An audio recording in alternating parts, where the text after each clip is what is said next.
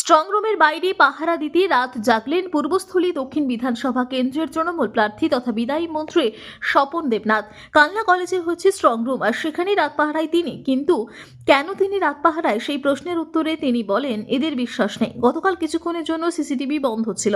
যে ঘরে ইভিএম রয়েছে সেখানে তালা ঠিকঠাক রয়েছে কিনা, সিল করা তালা রয়েছে কিনা তা দেখতে এসেছিলাম।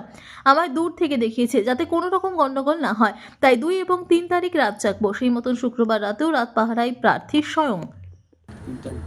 মানে দিদির নির্দেশ মতন আপনি পালনে বাধ্য অবশ্যই দিদির জন্য তো সব কিছু। এই আজকে আপনি এসেছিলেন এবং কালকে রাতে যে গোলমাল আপনি যেটা লক্ষ্য করেছিলেন, এবং আপনারা কি আশঙ্কা আছে যে আর কিছু হতে পারে? এদের বিশ্বাস নেই, তাই তো আবার সন্ধেবেলায় স্ট্রং রুমে গেছিলাম নিজে, যেখানে তালা মারা আছে সেই তালা ঠিকমতো সিল করা আছে কিনা সেটা দেখে এলাম। কিন্তু আমি দরজার কাছে পৌঁছতে পারলাম না, যেখানে সেন্ট্রাল ফোর্স দরজা পর্যন্ত আমাকে পৌঁছে দিল, যেটা আমার অধিকার আছে। যারা দূর থেকে দেখলাম, কিন্তু হয়তো কাছাকাছি যেতে পারলাম, দূর থেকে দেখলাম। এটাও কী ব্যবস্থা হলে আগে তো হয়নি কখন।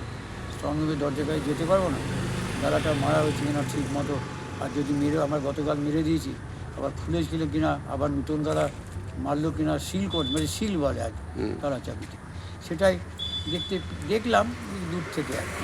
মানে কার্যকরিতায় আপনার একটা সন্দেহ থেকেই যাচ্ছে, মনে হচ্ছে যে আরো মানে বিষয়টা প্রমাণিত করলে যাবে।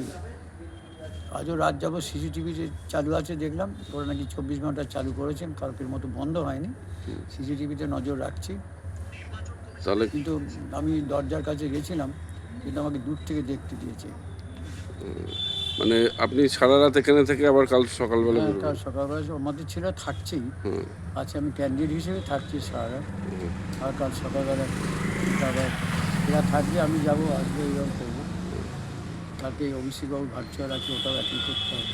আবার কিন্তু রাতে আমি থাকবো, কালকে মানে 2 তারিখ হচ্ছে, 2 তারিখ রাতে থাকবো, আর 3 তারিখও রাতে থাকবো। যা বলছি। শেখ রতনের রিপোর্ট, পিবি নিউজ।